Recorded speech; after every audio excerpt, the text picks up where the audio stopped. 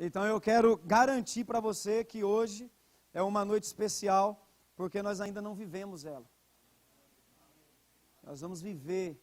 Nós estamos diante de uma mesa, né, que é a mesa da Santa Ceia. É a primeira ceia da nossa igreja. Depois do mês de aniversário, nós tivemos um mês aqui maravilhoso, dias de céu na terra. Recebemos da parte de Deus tantas coisas para nossas vidas. Passaram homens de Deus aqui, ungidos, enviados da parte de Deus, que nos alcançou de uma maneira maravilhosa. É o primeiro final de semana, depois desse mês tão intenso que nós tivemos. Amém? E eu sei, amado, que a nossa igreja está vivendo um tempo crucial. Nós estamos vivendo uma fase, um tempo de mudanças, como o pastor Zé Roberto disse aqui hoje pela manhã, um tempo de crescimento, para a direita, para a esquerda, para frente, para trás, um tempo mesmo onde Deus está remanejando peças, Deus está movimentando, fazendo com que pessoas entrem em movimento no nosso meio, e nós não podemos ficar desapercebidos daquilo que Deus está fazendo. Hoje, eu creio que por ser uma noite de Santa Ceia, é como se nós estivéssemos diante de um divisor de águas para a nossa vida. De fato, amado, nós entramos mesmo nesse mês de agosto, para dentro daquilo que Deus liberou sobre a nossa vida no mês de julho. Homens de Deus passaram por aqui, o pastor Zé Roberto e outras pessoas também vinham anunciando há algum tempo, desse tempo que nós já estamos vivendo dentro da nossa igreja. Sabe, irmãos, você não precisa ficar aí sentado esperando que alguma coisa vá acontecer. Nós já estamos dentro de um turbilhão de acontecimento no nosso meio. Basta os nossos olhos serem abertos, como o pastor disse aqui, para que nós possamos enxergar e perceber aquilo que Deus está fazendo. E nós entramos de fato para essa década de uma grande colheita. Nós já estamos dentro dessa década. Amém? Cronologicamente é o primeiro final de semana. Mas desde o primeiro dia que Deus liberou a sua palavra para Deus, já tinha da parte dele o sim e o amém. E nós estamos vivendo essa etapa, essa estação. E como eu disse, é uma estação de mudança, é uma estação de crescimento? É. E lá atrás, no começo do ano, nós também recebemos uma palavra aqui que seria um ano de mudança, mas também seria um ano de precisão. Diga comigo, precisão. Seria um ano de precisão. E hoje pela manhã nós estávamos aqui conversando e nos lembrando daquilo que Deus já ministrou aqui na nossa igreja com relação, né, apontando para essa direção com relação a um ano de precisão. E nós estávamos aqui à frente, depois do culto da manhã, e o alemão se despedindo para uma missão que ele foi fazer. E quando nós tocamos nessa questão de precisão, ele falou algumas coisas interessantes. Eles foram para um treinamento, eu não sei exatamente se é um treinamento de tiro, mas nós entramos por essa porta, vai fazer um curso de snipe, isso mesmo, o cara vai fazer um curso de snipe. E nós entramos por essa porta, e ele começou a falar a respeito desse curso de snipe que ele vai estar realizando. E ele disse que dentro desse curso de snipe, quantos sabem aqui o que é um snipe? Todos sabem o que é um sniper? É um atirador de elite. Sniper. Sniper é truco, né? Não é zap, né? Tá bom, irmão, se você nunca jogou, atira a primeira pedra. Eu nasci de novo, irmão, graças a Deus. Sou uma nova criatura. É sniper. É isso aí, sniper. E ele comentando a respeito, né, desse treinamento, desse curso, ele falou de algumas coisas interessantes, e enquanto ele falava, eu fui pegando aquilo pelo Espírito. Ele disse, olha, nesse curso, pelo que já nos foi adiantado, existem alguns fatores importantes que precisam serem aprendidos, precisam serem observados, para que um sniper ele tenha sucesso naquilo que ele vai realizar. Qual é o alvo dele, de um sniper? Atingir o seu alvo, né, o seu ponto lá demarcado. E ele disse, olha, um dos primeiros fatores que um sniper precisa observar quando ele vai se preparar para dar um tiro, porque dentro do militarismo existe uma lei que eles dizem que um tiro é uma morte. Ou seja, eles não podem gastar munição. Eles precisam de fato serem precisos naquilo que eles vão realizar. Isso vai exigir muito treinamento. Ele diz que dentro desse treinamento é repassado para eles alguns fatores. O primeiro deles, que ele precisa saber como um sniper, é a posição dele. Meu amigo. Esse é o primeiro fator que você precisa saber, é a sua posição com relação ao seu alvo. Porque tudo vai partir da sua posição de origem. O segundo fator importante é você saber qual é a pressão atmosférica. Hoje eu estou... Porque pode influenciar a sua precisão. Pressão atmosférica.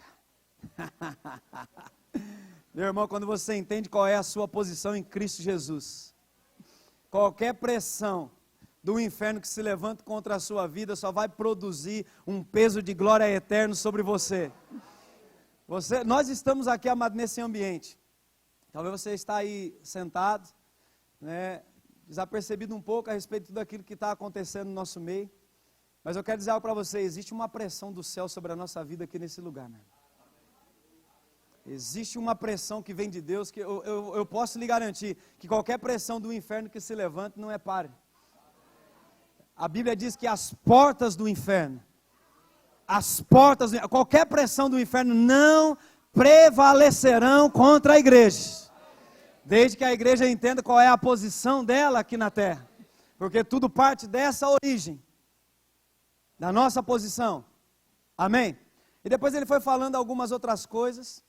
E para aquilo que eu quero falar hoje à noite, eu quero tocar num ponto que ele disse, olha, outro fator importante é você perceber o vento.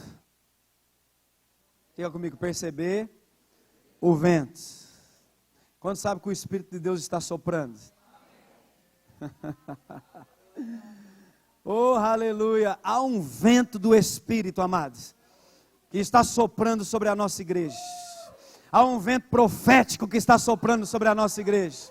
Há um vento do Espírito que está soprando, porque este é um ano de precisão, é um ano em que nós estamos entendendo qual é a nossa posição, é um ano em que nós entramos para dentro de uma década, de uma grande colheita, então é um ano que precisamos perceber para onde o Espírito de Deus está soprando. E especificamente nesse final de semana, eu tenho percebido no meu espírito que há um vento soprando para no que diz respeito a falar sobre fé. Graças a Deus por 4 amém, 2 risadas e 1 aleluia. São aqueles que estão em fé. O pastor vai falar de fé de novo. Eu estou quase fedendo de tanta fé, não tem problema. Vai resolver a nossa vida. Amém? Porque é a única maneira de agradar a Deus. E eu não sei quanto a você, meu amado, mas o desejo que arde e queima no meu coração é de agradar a Deus acima de todas as coisas. E eu percebo que há um vento soprando. Há alguns de nós aqui que nós estamos juntos desde ontem à noite, realizando alguns serviços sagrados para Deus. E Deus tem falado sobre fé, falou através do pastor José Roberto. Amém? Falou ontem, antes dele ministrar hoje de manhã. Não sei nem se a Sandra sabia do que ele iria ministrar, ela se levantou e falou sobre fé. Ele pregou sobre fé. Ele abriu o culto falando sobre fé. Ele ministrou a respeito de dízimo e oferta falando sobre fé. E nós vamos terminar esse culto, nós vamos celebrar esta ceia, e nós vamos falar sobre fé. Aleluia! Amém! Porque eu não sei quanto a você, mas eu entendi, amado. Se eu quero chegar em algum lugar em Deus, é pela fé que eu vou conseguir avançar, crescer e prosperar. Cumprir aquilo que Deus me chamou para fazer. Amém? Pela manhã o pastor também disse aqui uma frase, eu anotei essa frase. E eu quero começar por ela. E eu creio que nós vamos avançar um pouquinho. Pelo menos aí uns 40 minutos, o tempo que me foi dado. Quero aproveitar a oportunidade. Deixar as portas abertas. Então eu coloquei até o cronômetro aqui.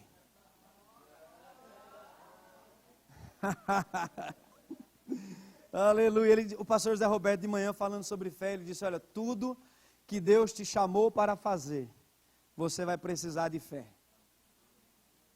Olha para quem está ao seu lado e diga: tudo que Deus te chamou para fazer, você vai precisar de fé. Olha para a pessoa que está ao seu outro lado. Diga para ela: eu sei que tem algumas pessoas que não gostam muito disso, eu faço isso exatamente para te treinar o sul do Espírito. Diga assim: olha, o que Deus te chamou para fazer, você vai precisar de fé. Diga: você vai precisar de fé. Diga: você vai precisar de fé. Diga: você vai precisar de fé. Irmão, você não se alegra, você não fica feliz de saber que o que Deus te chamou para fazer, tudo que você precisa é de fé.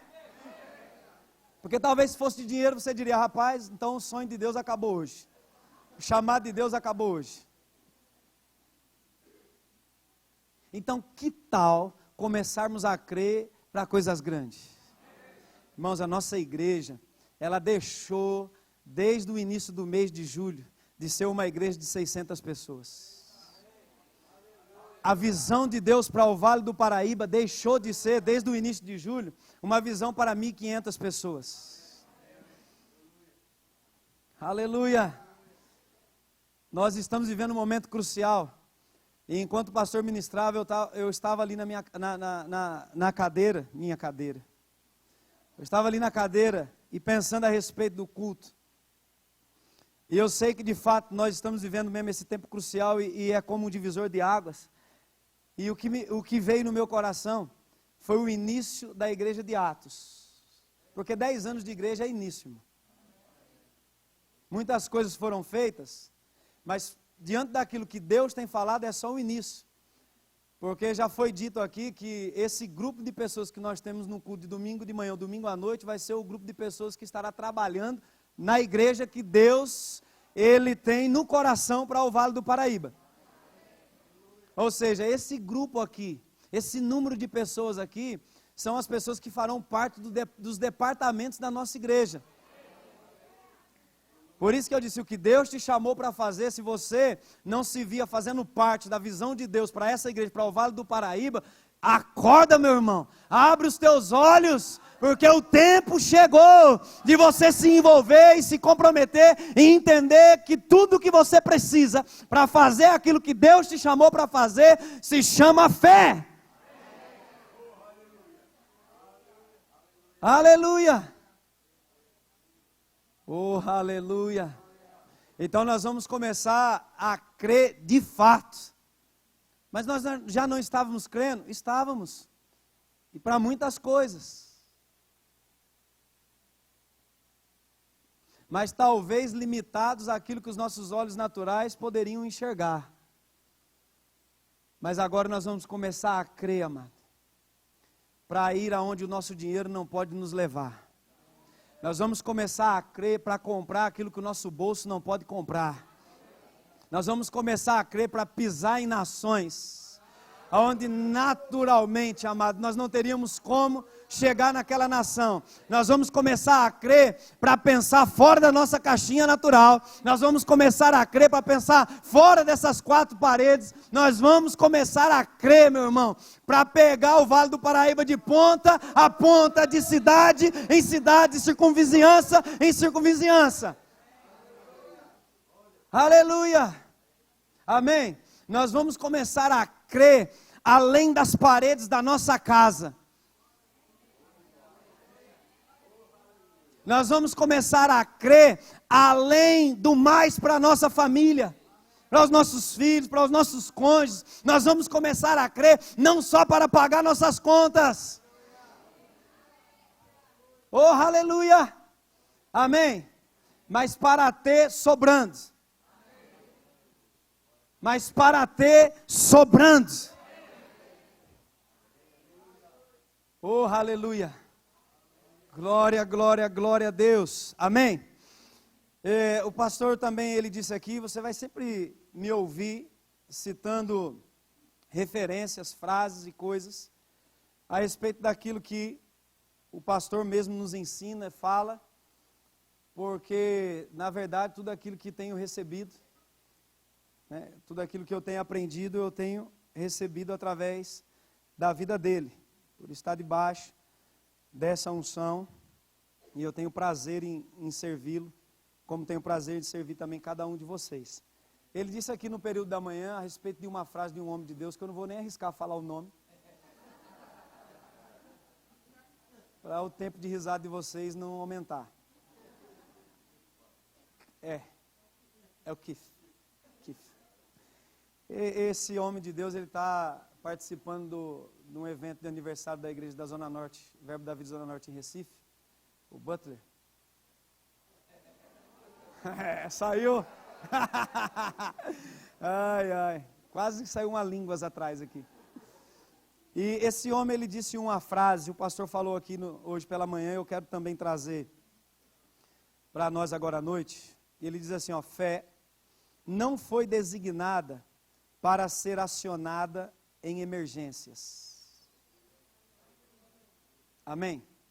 Fé não foi designada para ser acionada, para ser usada, só em casos de emergências. Amém? Mas ele diz assim, fé, ela foi designada para ser um estilo de vida. Quantas vezes, amado, nós já não ouvimos a respeito disso? Várias vezes. E fé é um estilo de vida. Que ela não foi dada para ser acionada só quando nós estamos em apuros, quando nós estamos precisando de alguma coisa, quando nós temos uma necessidade. Que fé ela não foi dada só para se ter as coisas. Primeiro, fé nos foi dada para agradar a Deus, para crer em Deus. Amém? O ter é um efeito colateral. O Salmo, se eu não estou enganado, no Salmo 37, do versículo 3 até o versículo 5, tem um texto que diz assim, agrada-te do Senhor. Qual é a forma que nós podemos agradar a Deus, de acordo com a palavra? Hebreus capítulo 11, versículo 6, o pastor também citou aqui, que sem fé é impossível agradar a Deus. O contrário também é verdadeiro. Com fé é possível agradar a Deus. E o salmista diz, agrada-te do Senhor. Esteja agradado da vida que Deus tem lhe proposto. Esteja agradado daquilo que Deus te chamou para fazer. Esteja agradado desse tempo que você está vivendo. E Ele, diga comigo, Ele, diga de novo, Ele, satisfará os desejos do teu coração. Não tenta inverter o texto, não vai dar certo. Agrada-te do Senhor e Ele, não somos nós, porque quem tem pensamentos de paz a nosso respeito, não somos nós mesmos. A Bíblia diz que é Ele que tem pensamentos de paz a nosso respeito, para nos dar o fim que nós desejamos. Então, abre mão dos seus planos para abraçar os planos de Deus, para viver o que Deus tem pela fé, para que Deus possa dar o fim que nós desejamos. Talvez nós estamos tão perto do fim e só não estamos conseguindo enxergar como alcançá-lo. Diga, fé é um estilo de vida. E por 4 vezes nós encontramos na Bíblia Deus dizendo que o meu justo viverá pela sua, o meu justo viverá pela sua fé. O meu justo viverá pela sua fé. E a última vez ele diz, e o meu justo viverá pela sua fé. Como é que o justo vai viver? Pela fé. Oh, aleluia. Agora, o que é fé? Hebreus capítulo 11, versículo 1. Ora, a fé é a certeza, diga comigo a certeza, de coisas. Tudo na vida que não é pessoa, são coisas. A convicção de fatos que não se veem.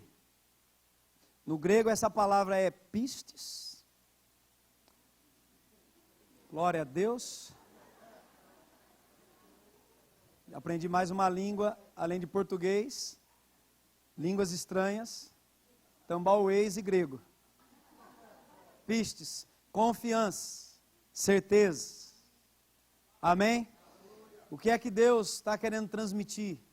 Abacuque, Gálatas, Romanos e Hebreus. O meu justo viverá pela sua confiança. Viverá da sua certeza. Viverá da sua plena convicção. Viverá daquilo que você crê. Não é do que Deus crê. Não é do que Deus pode fazer. É do que você pode crer. É do que nós podemos crer para a nossa vida. O meu justo viverá pela sua fé. Agora, o que significa viver pela fé? O que é viver pela fé? Diga assim comigo: crer em Deus e na sua palavra. Viver pela fé é crer em Deus e na sua palavra. Esse estilo de vida, pode ser que alguns até pensem que foi o verbo da vida que criou. Viver pela fé. Mas não foi o verbo da vida que criou. Nós somos uma igreja da palavra da fé.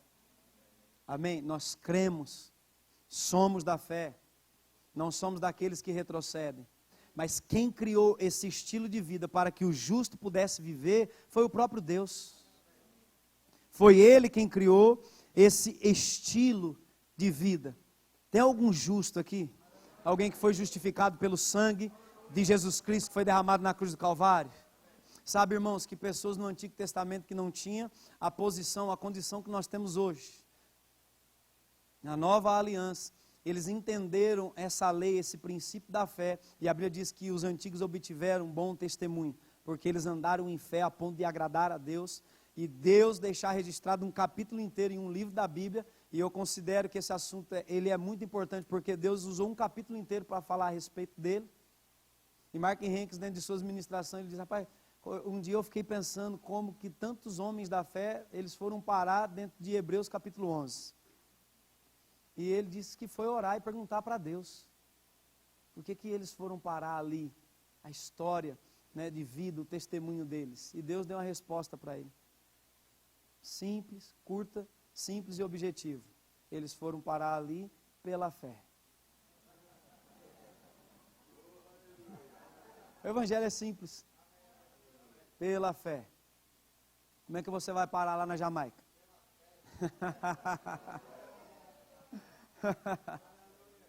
Aleluia.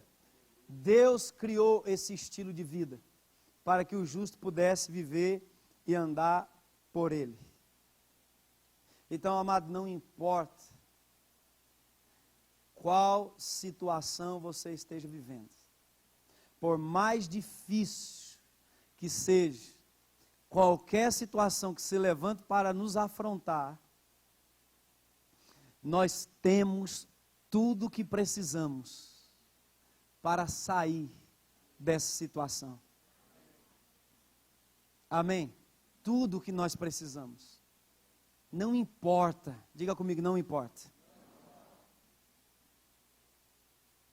Por mais difícil que seja a situação, Deus nos deu algo chamado fé, que pode nos tirar de qualquer situação, de qualquer circunstância. Eu quero que você abra a sua Bíblia em 1 João, capítulo 5, versículo 4. Aleluia. Glória a Deus. 1 João, capítulo 5, versículo 4.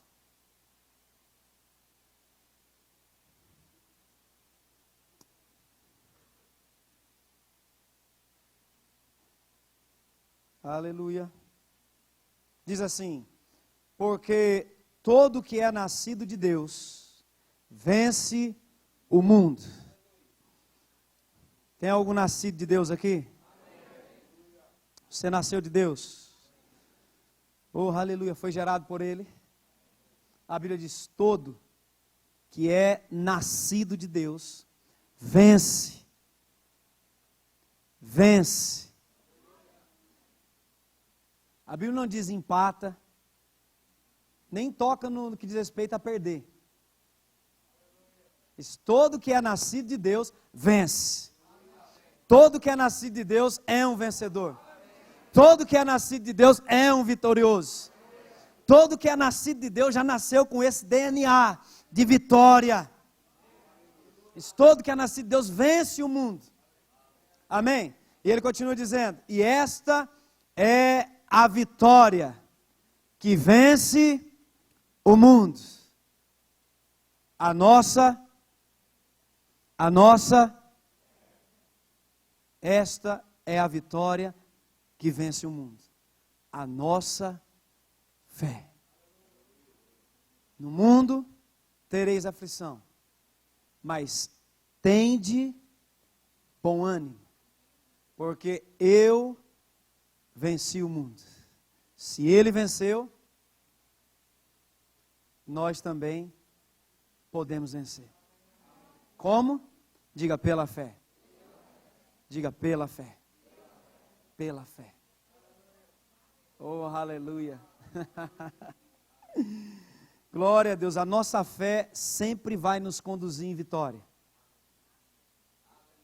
A tua fé sempre vai te conduzir em vitória. A nossa fé sempre vai nos conduzir em paz. A nossa fé sempre vai nos conduzir em alegria. A nossa fé sempre vai nos conduzir em prosperidade. A nossa fé sempre vai nos conduzir por um bom caminho. A nossa fé sempre vai nos conduzir em segurança. A nossa fé sempre vai nos conduzir em proteção. A nossa fé sempre vai nos conduzir por meio de uma provisão divina de Deus para a nossa vida. A nossa fé sempre vai nos conduzir em vitória. Aleluia. Oh, glória a Deus. Aleluia. Amém. Por isso, amado, que quando algumas situações, circunstâncias, ou até pessoas, até propriamente o diabo, ele quiser se levantar, amado, contra nossa vida, uma situação que surge, querendo dizer que nós não vamos conseguir. Não, você não vai conseguir ir para a conferência esse ano.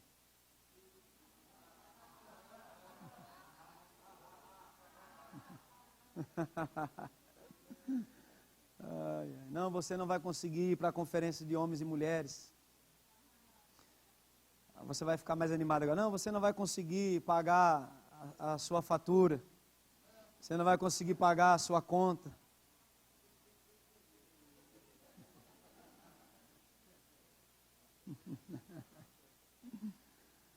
Oh, aleluia.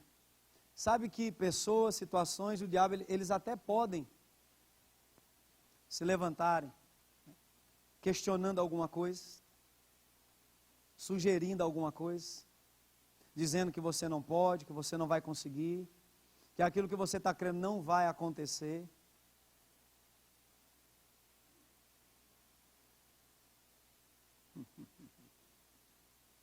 Mas a fé que Deus nos deu, em meio a uma situação como essa, ela é capaz o suficiente de nos levantar por dentro e de nos fazer lembrar aquilo que Deus tem dito na sua palavra a nosso respeito, a ponto de nos deixar tão ousados diante de qualquer afronta, daquilo que Deus tem dito a nosso respeito, sair pela nossa boca, como aquela pedra que saiu da funda, daquele estilingue de Davi, e atingiu bem no meio, aquele problema que se levantava contra ele. Nós vamos nos levantar pela fé, crendo naquilo que Deus liberou sobre a nossa vida, e a palavra de Deus estará na nossa boca, como esteve na boca de Jesus Cristo, e nós vamos calar nossos inimigos, nós vamos falar com as impossibilidades, nós vamos falar com aquilo que está se levantando, dizendo, você não pode, você não vai conseguir, aquilo que você está crendo não vai acontecer, você vai dizer, aquilo que Deus falou vai acontecer, porque o crer é uma decisão, e eu decido crer em Deus, eu decido crer em Deus. Sabe, nós podemos deixar de pagar a conta, podemos deixar de viajar, podemos deixar de fazer uma série de coisas, só não podemos deixar de crer em Deus. Mas uma vez que nós tomamos a decisão, amado, de crer em Deus para todas as coisas, tudo que nós estivermos crendo em Deus, vai acontecer, mais cedo ou mais tarde, porque a chave ela foi virada, o poder de Deus ele se manifestará no nosso meio, nós vamos nos levantar por dentro em fé, crendo naquilo que Deus falou, e as pessoas dizendo, você não vai conseguir, não tem como, você não vai pagar, e aquela palavra vai se levantar dentro do teu coração, você pode até fechar os teus olhos naturalmente, e dizer, mas em todas as coisas, está escrito, mas em todas as coisas, mas em todas as coisas, e não importa quais sejam, de qual natureza, em todas as coisas, nós somos, não diz que fomos, também não diz que seremos, a Bíblia está dizendo que nós somos, não seremos no final do culto, diante de qualquer situação ou circunstância, nós podemos nos levantar dizendo aquilo que está escrito, mas em todas as coisas, nós somos mais do que vencedores. Nós somos mais do que vencedores. Nós somos mais do que vencedores. Nós somos mais do que vencedores. Aleluia! Oh, aleluia! Aleluia! E quando é que isso vai funcionar? Na vida de quem que isso vai funcionar? Na vida daqueles que estiverem crendo, na vida daqueles que se levantarem em fé para dizer, em todas as coisas, eu sou mais do que vencedor, porque Cristo Jesus, Ele venceu, Ele triunfou, e Ele me deu a sua vitória.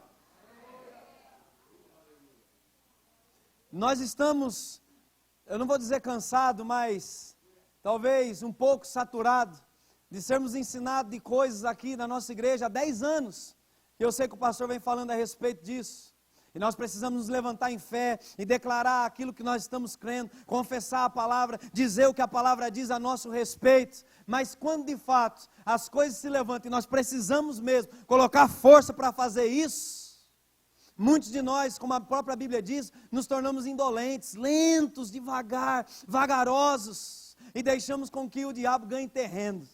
Mas eu quero dizer algo para você, amado, eu não sei se todos aqui conhecem aquela história dos 12 espias, que foram enviados por Moisés para espiar a terra de Canaã. Todos eles foram enviados, todos voltaram com o seu relatório. 10 voltaram com um relatório negativo, porém 2, em quem havia um espírito diferente, voltaram com um relatório que concordava com aquilo que Deus estava dizendo. E quando eles ouviram aqueles 10 inflamando toda a congregação, e aquela congregação chorando, murmurando, reclamando, dizendo que iriam morrer, que não iria dar certo, que eles não iriam conseguir, um dentre os 2. Não foram os 2, foi um dentre os 2. Se colocou de pé diante daquela congregação e ele deu um grito dizendo, eia!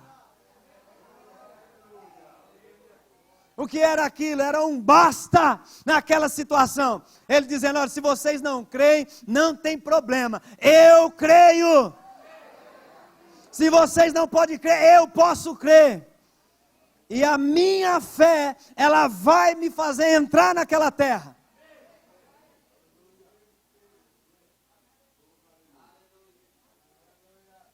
E eu creio, amado, que chegou o tempo na nossa igreja.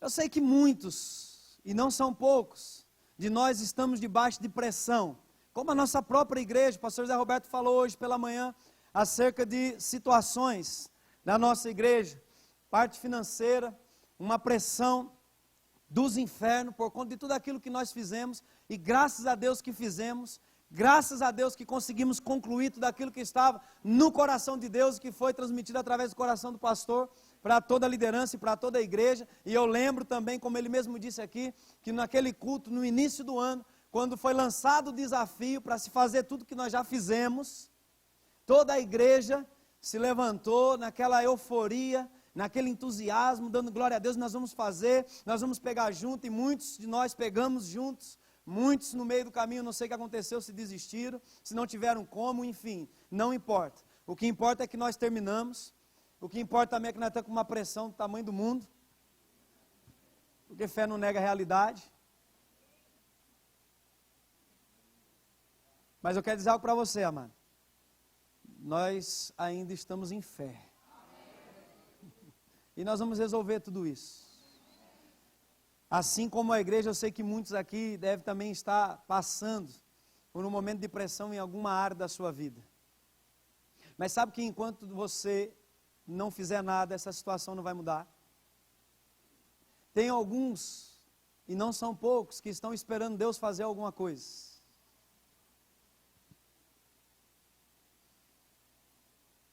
E se eu te disser que Ele não vai fazer? Nós cantamos e temos declarado, e está escrito, na tradução da Bíblia Mensagem, você pode encontrar isso em Amós capítulo 9, a partir do versículo 13, que tudo que Deus falou vai acontecer. Tudo que Deus falou vai acontecer. E o texto continua dizendo, de uma só vez. E nós concordamos, amém. Glória a Deus. Mas olha para quem está ao teu lado e diga, vai acontecer. Se você crer. Tem alguém que pode crer naquilo que Deus está dizendo? Então, amado, chegou o tempo. E eu creio que esse é o momento oportuno de Santa Ceia, de celebração, de festa, primeiro final de semana, depois do mês de aniversário, de nós nos levantarmos mesmo como povo da fé, aqui nessa região, para dar um basta em algumas situações, para soltar um eia, para dar um grito de vitória, para chamar mesmo à existência aquilo que os nossos olhos naturais ainda não viram, mas que é uma realidade porque Deus já falou, porque o Espírito de Deus já falou. Tem algum da tribo de Josué e Caleb aqui, que está crendo em Deus para alguma coisa nesses dias? Que está crendo no poder de Deus? Aleluia, aleluia. Essa é a etapa.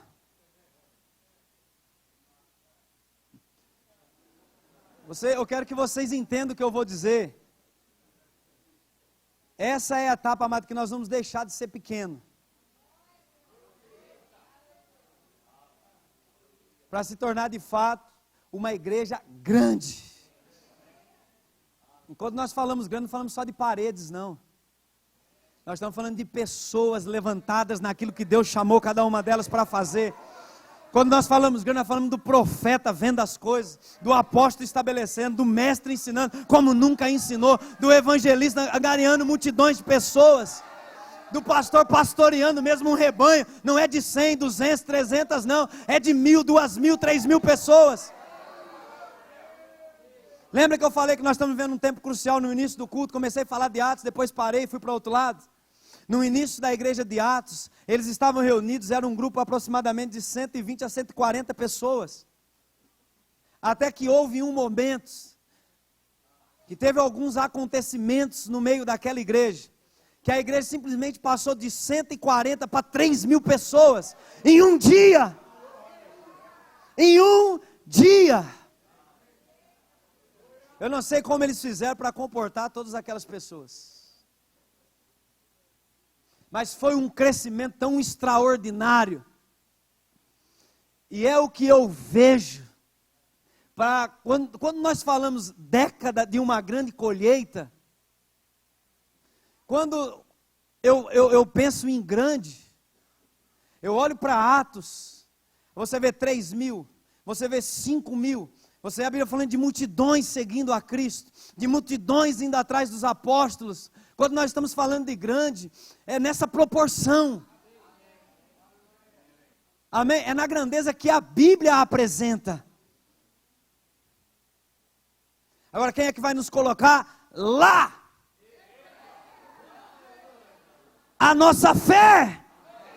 É pela fé que nós vamos entrar dentro daquilo que Deus tem para a nossa vida. Oh, aleluia!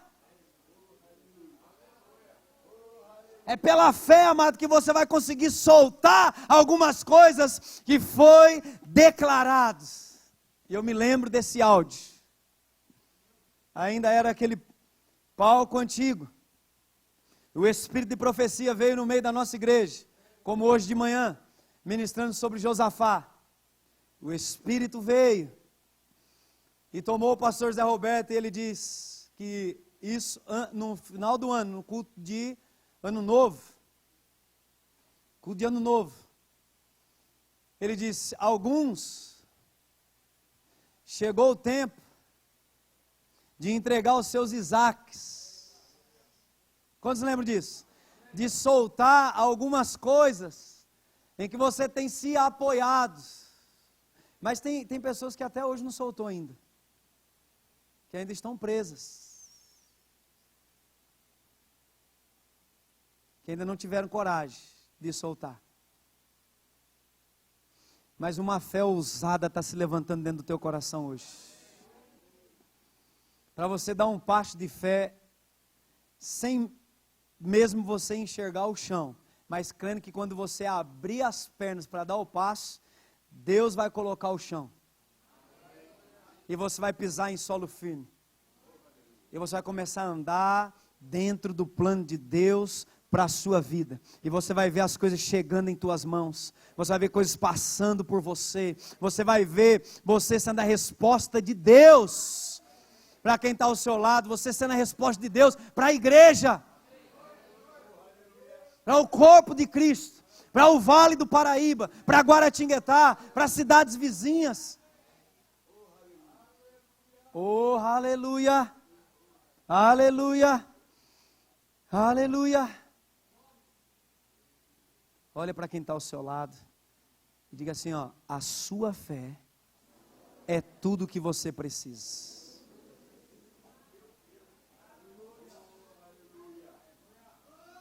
Ah, pastor, eu preciso mudar. Mude. Como? Pela fé.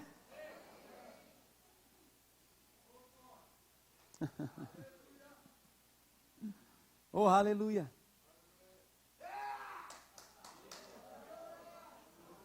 A sua fé é tudo que você precisa. Eu vou terminar, olha. Quando aquela mulher do fluxo de sangue, ela descobriu que a fé que ela tinha podia receber o que o dinheiro dela não podia dar, a história da vida dela foi mudada naquele dia.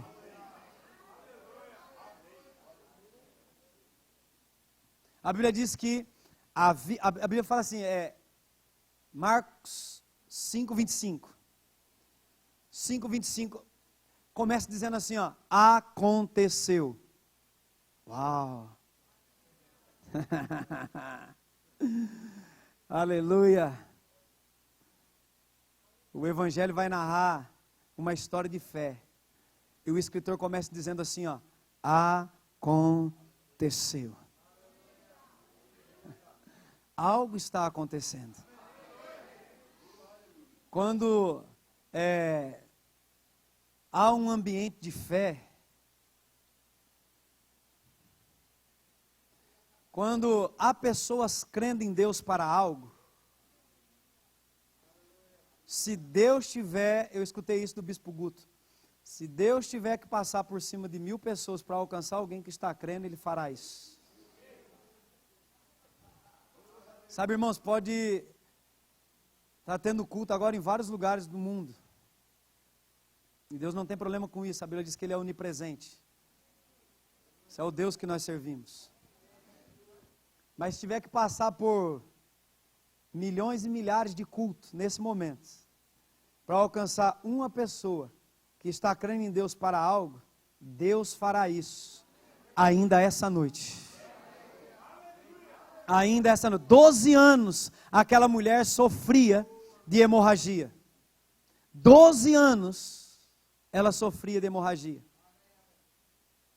E a Bíblia diz que tendo despendido tudo Tudo que naturalmente ela poderia fazer para resolver um problema que ela tinha no seu corpo, ela fez. Passou pelas mãos de vários médicos. Mas a Bíblia diz que indo ela de mal a pior. Quanto mais ela investia, mais ela procurava os recursos, mais ela recorria, né, as coisas naturais para tentar resolver o problema que ela tinha. A Bíblia diz que ela ia de mal a pior.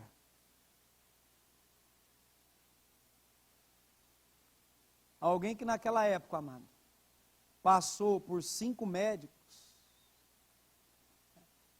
é alguém que pelo menos tem uma condição financeira boa, porque nós sabemos que uma consulta de um médico hoje não é barato, um especialista, e dependendo dos casos ainda, não é uma consulta barata. E ela passou por 5, e eu acredito que ela deva ter procurado os melhores naqueles dias, não resolveu o problema dela. Mas teve um dia que a chave virou na vida daquela mulher.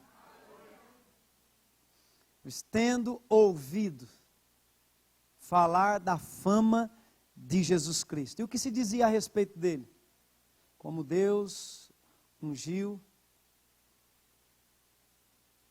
com o Espírito Santo e poder a Jesus Cristo de Nazaré, o qual andou por toda parte, fazendo o bem e curando a todos os oprimidos do diabo. Era essa a fama que percorria, que se divulgava a respeito dele. Não tinha WhatsApp, não tinha Facebook, né? Jesus não estava lá batendo uma selfie, colocando, né, que um paralítico foi curado. Isso não existia naquela época. E eu acredito também que hoje em dia isso também passou dos limites, não deveria existir da forma como existe, porque é mais uma autopropaganda do que propriamente querer exaltar e glorificar o nome de Jesus Cristo. Não se tinha isso, mas uma fama percorria, que ele estava curando, que ele estava libertando, que pessoas estavam sendo salvas. E a Bíblia diz que quando ela ouviu, ela disse: se tão somente eu tocar nas vestes dele, eu ficarei curada. Porque dizia. Por que ela pensou? Ela ouviu falar da fama de Jesus, e ela diz que ela pensou: se eu tocar no manto dele, eu ficarei curado. De onde saiu essa ideia? O versículo seguinte responde: porque dizia, ela falava, se eu tocar, serei curada. Se eu tocar, eu ficarei bem. E ela diz que então ela foi, e nós conhecemos a história, e diz que quando ela tocou no manto dele, poder, virtude saiu dele, e instantaneamente, aquela mulher foi sarada. Na hora, ela recebeu aquilo que ela estava crendo. Quando foi que ela recebeu o que ela estava crendo? Depois que ela decidiu fazer o que ela mesma estava falando, quando foi que ela recebeu o que ela estava crendo?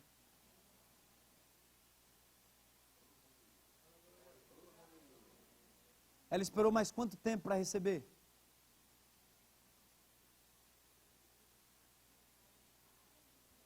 Na hora, instantaneamente, se estancou aquela hemorragia. Ela saiu da casa dela e ela foi até onde Jesus estava. A Bíblia diz que ela foi com a hemorragia. Você não pegou isso? A Bíblia diz que ela saiu da casa dela, num domingo, 5 e pouco da tarde. E ela foi até onde Jesus estava. Diz: olha, onde estiver 2, 3 ou mais reunidos, presta atenção, eu vou estar aí no meio. Eu vou estar reunido com vocês aí, não é só uma reunião. Não é só uma reunião de pessoas que decidiram se encontrar, não, eu vou estar no meio. Ela foi com a hemorragia. Mas como ela voltou?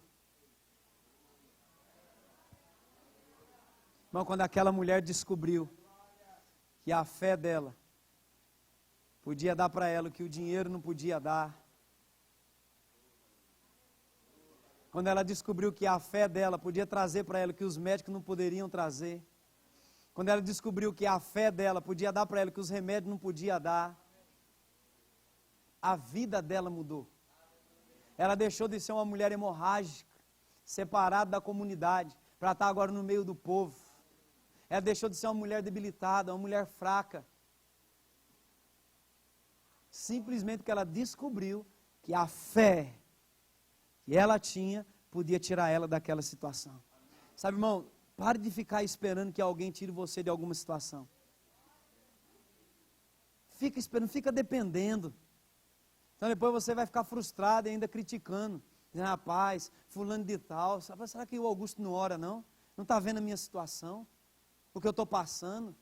Mas se os olhos do Augusto não conseguem ver, tem um lugar chamado secreto que os olhos do Todo-Poderoso te enxergam. E a recompensa não vem com os olhos do Augusto me enxergando, vem com os olhos do Altíssimo me vendo no lugar secreto, porque é no lugar secreto que nós somos recompensados, somos galardoados por Deus. Amém? E o que dizer daqueles 4 camaradas? 4 homens de fé, que decidiram, comprar uma causa que nem era deles. Então pensa nisso. Pensa em 4 irmãos, que você conhece assim, que você sabe que é um homem ou uma mulher de fé, e que você pode contar para qualquer coisa. Era aqueles camaradas, a Bíblia diz que eles pegaram aquele homem, aquele coxo, aquele enfermo, que estava em cima de um leito, e eles ouviram que Jesus Cristo estava na sua casa, fazendo um culto no verbo no lar. Realizando um verbo no lar. Fazendo um culto em casa. Já fala que quando ele desembarcou, ele foi para sua casa, começou a realizar uma reunião, um culto, e a multidão afluía. E a multidão afluía para aquele lugar. E aqueles camaradas, eles ouvindo que Jesus estava lá, pegaram aquele homem naquele leito, disseram, rapaz, hoje nós vamos resolver o teu problema. Você percebe, amado, que hoje à noite é um culto onde problemas vão ser resolvidos ou não? Nós vamos resolver o seu problema hoje. Agora pensa, o cara estava deitado em cima de uma cama. Não era nem uma cadeira de roda, que eu acho que nem existia naquela época, era uma cama. Cada um deles, 4, pegaram, um em cada canto, e decidiram levar aquele homem até a casa onde Jesus Cristo estava. Depois você lê com calma Marcos 2. E a Bíblia diz que eles foram. Quando eles chegaram perto da casa onde Jesus Cristo estava, uma multidão havia ido para aquele lugar. E eles foram se aproximando e não conseguiram entrar. Porque havia tanta gente naquele lugar que a porta estava bloqueada. Ou seja, a porta estava fechada para eles entrar. Eles saíram com a intenção de levar aquele homem e colocá-lo diante de Jesus. Quando eles chegaram onde Jesus estava, a porta estava fechada. Talvez eles poderiam ter dito assim, rapaz, nós tentamos, fizemos de tudo, trouxemos você até aqui. Aqui, estou suado, estou cansado, cara. Mas não tem como é que a gente vai entrar lá? O diaconato está fechando a porta, cara. O pessoal está lá atrás, não tem como entrar, Jesus está lá do lado de dentro, ministrando, pregando o seu sermão, nós vamos ter que interromper ele. Não tem como a gente entrar. E eles poderiam ter desistido, como muitos que se dizem da fé, faz. Desiste. Não deu certo a primeira vez, não era para ser.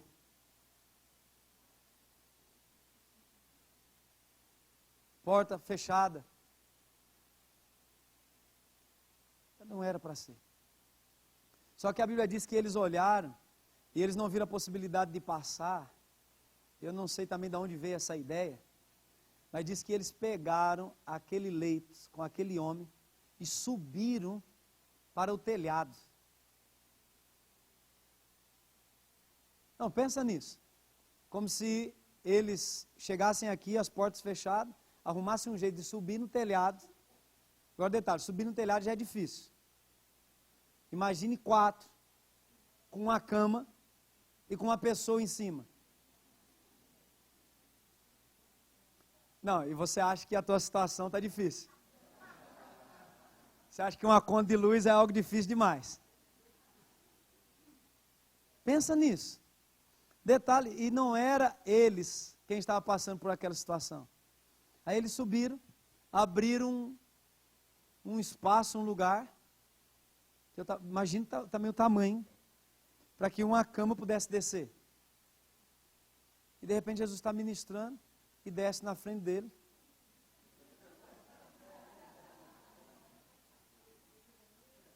Você parou para pensar nisso? Era como se realmente aqui, ó, esse auditório cheio, Jesus ministrando, todos nós aqui prestando atenção no que ele estava ministrando, de repente desce uma cama aqui, e os camaradas lá em cima, vai, oh, segura, para cá, para lá, mais um pouquinho, solta, vai, Jesus abriu assim, ó, vendo-lhes a fé. Jesus não ficou admirado com o buraco, com a cama, não ficou admirado com nada disso. Vendo-lhes a fé. Mas sabe, irmãos, que naquele lugar, não tinha só os 4 e aquele homem que estava em cima daquele leito. Tinha uma multidão. Por que Jesus não viu a fé naquela multidão?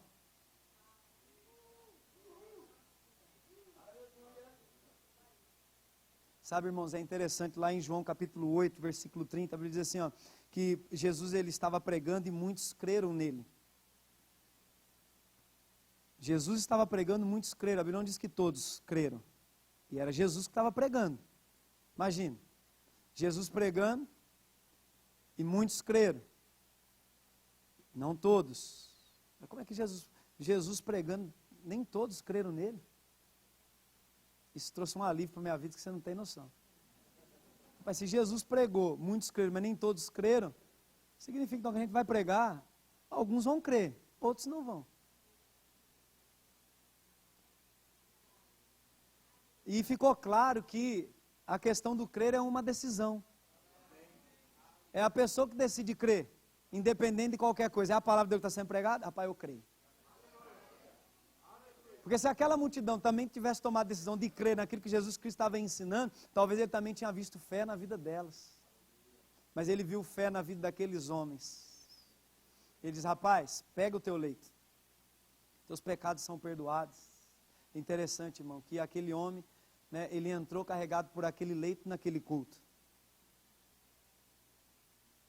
Mas no final daquele culto, ele sai carregando aquele leito que o levou. Então você toma a decisão hoje.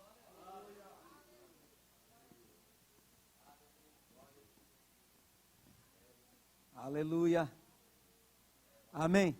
De tomar a decisão de crer, meu irmão. Aleluia. Cadê o pessoal dos tangedores?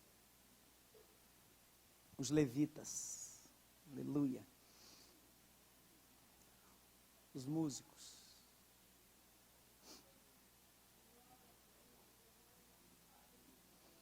O que dizer daquele cego Bartimeu? Ele diz que ele estava à beira do caminho, não era isso? Naturalmente ele não podia enxergar. Jesus estava passando pela estrada. A Bíblia diz que quando ele ouviu, diga ele ouviu. Quando ele ouviu que Jesus estava passando por aquele caminho, ele começou a gritar: Jesus, filho de Davi, tem compaixão de mim, tem misericórdia de mim. Ele sabia quem era a raiz de Davi, o que as Escrituras diziam a respeito do Messias, que ele iria abrir os olhos ao cego, evangelizar os pobres. Diz, rapaz, aquele a quem Isaías profetizou está passando por esse caminho. E ele tem mais do que as pessoas podem me dar. As pessoas podem me dar uma moeda, uma ajuda de custo, podem pagar uma conta para mim. Mas as Escrituras diz que ele iria abrir os olhos aos cegos. E aquele homem então começou a gritar: Jesus, filho de Davi, tem compaixão de mim. Aí algumas vozes se levantaram e começaram a dizer: cale a boca, fique quieto, não perturbe o mestre, ele tem mais coisas para fazer. E quanto mais as pessoas diziam para ele se calar, mais ele gritava: Jesus, filho de Davi, tem compaixão de mim. Ele gritou tanto ao ponto de chamar a atenção de Jesus Cristo e ele parar, dizer: chame ele.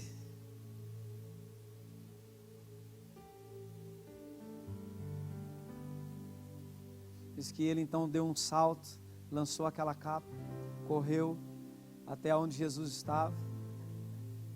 Diz: o que queres que eu te faça? Jesus não sabia que ele precisava ser curado, que ele era cego. A capa denunciava ele. E por que então Jesus pergunta para ele: o que queres que eu te faça? Porque quando ele disse: olha, que eu torne a ver, era a fé dele falando. E Jesus queria ouvir fé saindo da boca daquele homem. Oh, aleluia. Ele sempre fez questão de deixar registrado na vida daquelas pessoas o motivo pelo qual elas foram alcançadas. E na maioria de quase todas as histórias você vai encontrar Jesus Cristo dizendo no final: a tua fé te salvou. Sabe quem é que vai te tirar do lugar onde você está? Tua fé.